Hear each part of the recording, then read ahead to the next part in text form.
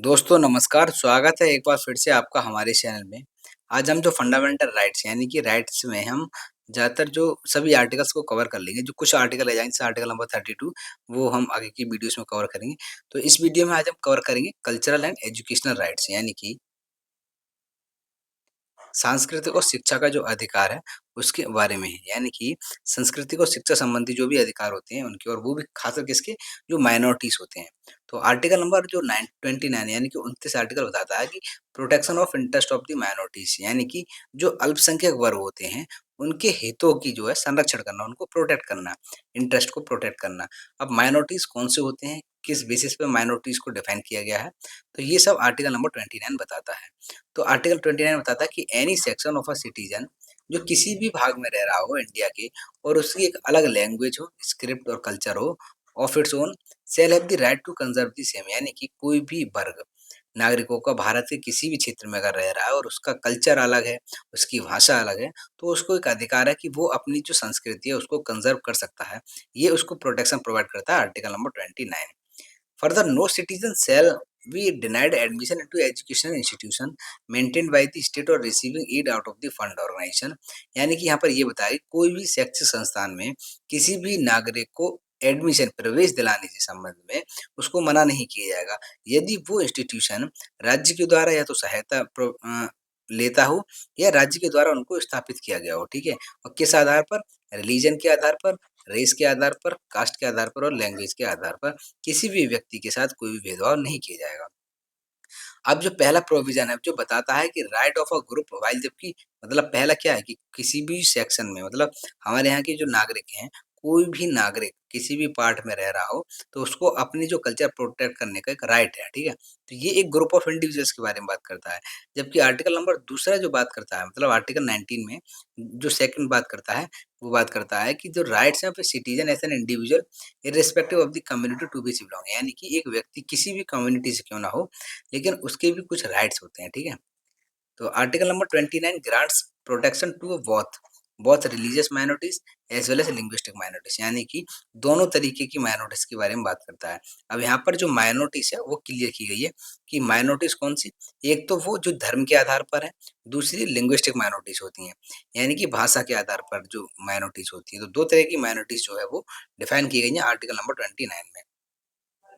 लेकिन supreme court ने ये भी कहा कि जो स्कोप है इस आर्टिकल का is not necessarily restricted to a minorities only यानी कि जो आर्टिकल नंबर 29 केवल माइनॉरिटीज तक ही सीमित नहीं है, बल्कि this is commonly assumed to be, and this is because the use of the word section of the citizen in this article include minorities as well as majority यानी कि article number 29 है उसमें ऊपर हमने जो बात किया था कि any section of the citizen, तो ये जो है एक नागरिकों के वर्ग के बारे में बात करता है, केवल माइनॉरिटीज के बारे में बात नहीं करता है, बल्कि एक मेजोरिटी को भी एक राइट है कि वो भी अपना जो कल्चर है उसको प्रोटेक्ट कर सकते हैं। ठीक है, तो supreme court also held that the right to conserve the language include the right to agitate for the protection of the language यानी कि राइट टू कंजर्व में अपनी भाषा को कंजर्व करने का अधिकार का मतलब है उसको एजिटेट भी करना। जैसे कि अगर हम आज के समय में बात करें तो जो भी राजनीतिक जो उद्देश्य से जो भी स्पीच वगैरह दी जाती हैं, तो इसका मतलब क्या समझते हैं कि किसी भी भाषा का राजनीतिकरण नहीं किया जाना चाहिए। ठीक है? इसमें ये बताया क्योंकि वो जो भाषा है वो डाइल्यूट हो जाती है, तो इसीलिए इस करप्शन मतलब इसको रोकने के लिए रिप्रेजेंटेशन ऑफ जो पीपल एक्ट 1951 जो कि चुनाव से संबंधित है, उसके बारे में बताया है कैसे इसको कि जो भाषा है उसको एक राजनीतिक मुद्दा नहीं बनाना चाहिए। ठीक है? तो वो आर्टिकल नंबर 29 बात करता है। अब आर्टिकल नंबर जो 30 है वो बात करता है right of the minorities to establish and administer education institutions यानी कि शिक्षित जो भी संस्थान है उनकी स्थापना करना और उनका जो प्रशासन है, जो अल्पसंख्यक वर्गों के अधिकार के संबंध में बात करता है, कैसे उसका प्रशासन संभाला जाएगा। ठीक है? तो बताता कि all minorities shall have the right to establish and administer education institution of their choice यानी कि हर वो माइनॉरिटीज के पास एक अधिकार है कि वो स्थापित कर सकते हैं, एडमिनिस्टर कर सकते हैं education institution of their choice मतलब अपने हिसाब से शैक्षिक संस्थान को कैसे स्थापित करना है और कैसे उसका संचालन करना है, ये सभी माइनॉरिटीज के लिए अल्पसंख्यक वर्ग को एक अधिकार दिया गया है।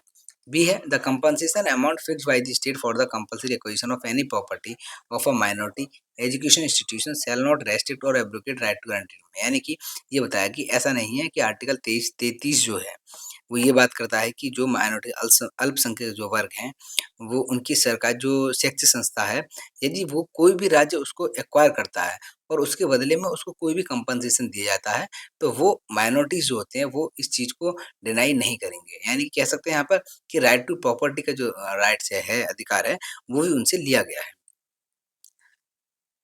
नेक्स्ट है, नेक्स्ट पॉइंट बात करता है कि इन ग्रांटिंग एड यानी कि जो सहायता दी जाती है, the state shall not discriminate against any education institution manage by the minorities. यानी कि अगर सरकार कोई भी अनुदान देती है, जो भी कोई सहायता राशि दी जाती है, तो किसी भी इंस्टीट्यूशन के साथ भेदभाव नहीं करेंगे। यानी कि चाहे वो माइनॉरिटीज हो, चाहे वो मेजोरिटीज में हो, वो सभी की एजुकेशन इंस्टीट्यूशन है, उनको समान तरीके से अनुदान देंगे। तो आर्टिकल नंबर 30 है, वो बताता है कि the protection under article 30 is confined only to the minorities, और वो भी रिलीजियस और linguistic, and does not extend to any section of the citizen. यानी कि आर्टिकल नंबर जो 30 है, वो केवल माइनॉरिटीज़ के बारे में बात करता है, और वो माइनॉरिटीज़ कौन-सी होगी? जो धर्म के आधार पर और भाषा के आधार पर जो इनको तय किया गया है, उनको बताया गया है, ठीक है? However the term minorities has not been defined anywhere in the constitution. यानी कि हमारे संविधान में कहीं भी माइनॉरिटीज़ को डिफाइन नहीं किया गया है। सिर्फ़ आर्टिकल नंबर 30 जो है, वो ही बताता है कि एक धर्म और भाषा के आधार पर ही लिंग्विस्टिक जो है वो माइनॉरिटीज़ को बताया गया है। The right under Article 30 also include the right of a minority to impart education to its children on its own language। यानी कि ये जो आर्टिकल नंबर 30 है, वो ये बताता है कि ये अल्पसंख्यक माइनॉरिटी से ये उनका अधिकार है कि वो अपने जो बच्चे हैं, उनको जो शिक्षा दी जाएगी, वो अपनी भाषा में दें, ठीक है? ये उनको एक अधिकार दिया गया है। माइनॉरिटीज़ की जो एजुकेशन इंस्टीट्यूशन है, वो भी कितने 3 तरीके के बताए गए हैं। कौन-कौन से? एक तो institution that seek recognition as well as aid from the state, यानी कि राज्य के द्वारा उनकी रिकॉग्निशन मान्यता दी गई है और सहायता भी दी जाती है। दूसरा है जहाँ पर केवल केवल रिकॉग्निशन ली गई है स्टेट के द्वारा, बल्कि एड नहीं दी जाती है स्टेट के द्वारा। तीसरा है institution that neither seek recognition और नॉर एड, यानी कि ना ही तो रिकॉग्निशन लेते हैं और ना ही वो सहायता लेते हैं राज्य से। तो पहले और 2 तरीके के जो अभी हमने पढ़े थे, ए और बी क्लास के अंतर्गत जैसे इंस्टीट्यूशंस होते हैं, वो तो स्टेट के द्वारा रेगुलेट किए जाते हैं, यानी कि स्टेट के द्वारा जो भी रूल्स एंड रेगुलेशंस बनाए जाते हैं, वो अप्लाई होते हैं। जबकि जो तीसरा है, जहाँ पर ना ही तो रिकॉग्निशन ली गई है, ना ही एड ली जाती है स्टेट से, वहाँ पर जो जो भी जो लॉ वगैरह होते हैं, वो माइनॉरिटीज़ के चलते हैं। अब सुप्रीम कोर्ट ने एक केस था, मालाकारा जो है सीरियन कैथोलिक कॉलेज केस 2007 का है। यहाँ पर एक अपना जजमेंट दिया था और उन्होंने बताया था, कुछ गाइडलाइन तैयार की थी, कुछ प्रिंसिपल्स तैयार किए थे, जो बताते हैं कि कैसे स्थापित करना और एडमिनिस्टर करना है माइनॉरिटीज़ का एजुकेशन इंस्टीट्यूशंस।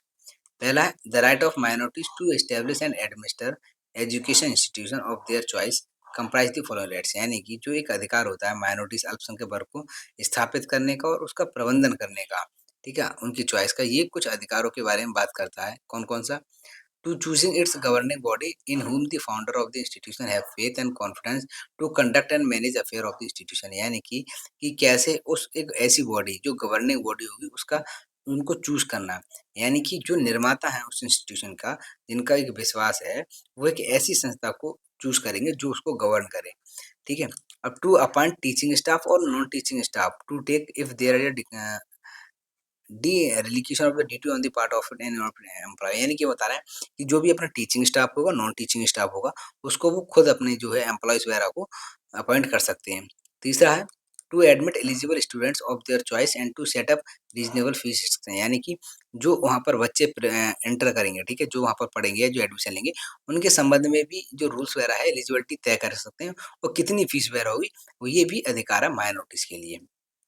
और उनकी जो प्रॉपर्टी है, to use its property and asset for the benefit of the institution. यानी कि अपनी संपत्ति से जो भी लाभ कमा रहे हैं, कैसे कमाया जाएगा और कैसे जो अपने इंस्टीट्यूशन उसको फ़ायदा पहुँचाया जाए, इसके संबंध में भी वो अपनी जो कोई भी कदम जो है उठा सकते हैं।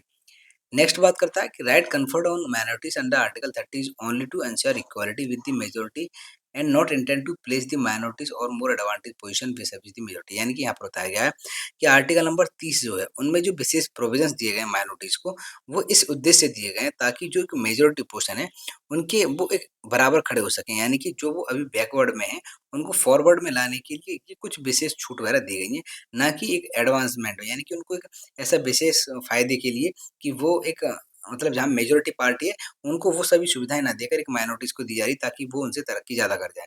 इस उद्देश्य से नहीं, बल्कि एक पॉजिटिव सेंस में इसको जो है वो यूज़ किया जाएगा आर्टिकल नंबर 30 को। नेक्स्ट है आर्टिकल 30 का जो तीसरा क्लॉज है, right to establish and administer education institution is not absolute, यानी कि ऐसा नहीं है कि ये उनको पावर दे दी गई है कि उनको स्थापित ही करना है।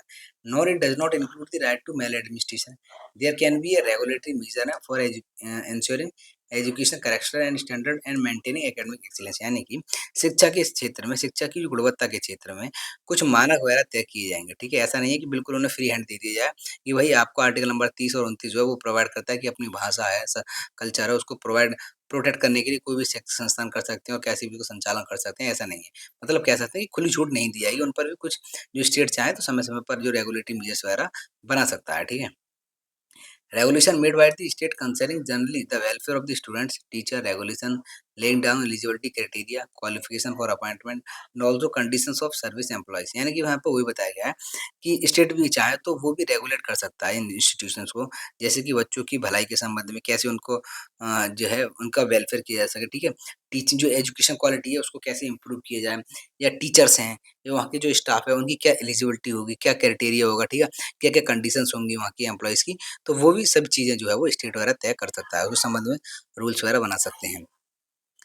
क्लॉज़ 4 बात करता है subject to the eligibility condition qualification prescribed by the state being meet the unaided majority minority education institution will have the freedom to appoint teacher lecture by adopting any regional procedure of selections. यहाँ पर ये वही बताया गया है कि कैसे कौन-कौन सी कंडीशंस, क्वालिफिकेशंस हैं राज्य द्वारा तय की जाएँगी, ठीक है?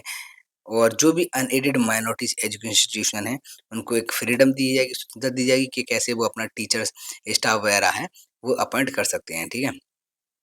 नेक्स्ट है extension of aid by the state does not alter the nature and character of the minority education institution, यानी कि कैसे जो एड्स वगैरह दी जाती हैं राज्य के द्वारा, ठीक है, वो एक एजुकेशन इंस्टीट्यूशन के नेचर को डायल्यूट नहीं करेंगे, यानी कि ऐसा नहीं है कि अगर वो अनुदान लेते हैं तो राज्य अपने मनमानी तरीके से, यानी कि जिस उद्देश्य से जो माइनॉरिटीज ने अपने इंस्टीट्यूशन को बनाया है उसको ही पूरा डायल्यूट कर दें, ऐसा नहीं किया जाएगा, ठीक है? तो ये आर्टिकल नंबर 30 जो है वो बताता है। तो इस तरीके से हमारे जो राइट्स हैं, कल्चरल एंड एजुकेशनल राइट है, यानी कि आर्टिकल नंबर 29 और जो 30 होता है वो कवर होता है। नेक्स्ट वीडियो होगी उसमें हम राइट टू कॉन्स्टिट्यूशनल रेमेडीज़ जो होती हैं, राइट टू कॉन्स्टिट्यूशनल रेमेडीज़, यानी कि आर्टिकल नंबर आप कह सकते हैं कि आर्टिकल नंबर जो 32 है, जिसमें रिट्स इश्यू की जाती हैं, ठीक है? उसको कवर करेंगे। ये सेपरेट वीडियो होगी रिट पर, और जो बचा हुआ पार्ट होगा वो इससे जो नेक्स्ट वीडियो आएगी उसमें हम कवर करेंगे। तो कैसी लगी वीडियो कमेंट में ज़रूर बताएँ, साथ ही साथ चैनल को लाइक, शेयर और सब्सक्राइब ज़रूर करें। मिलते हैं नेक्स्ट वीडियो में।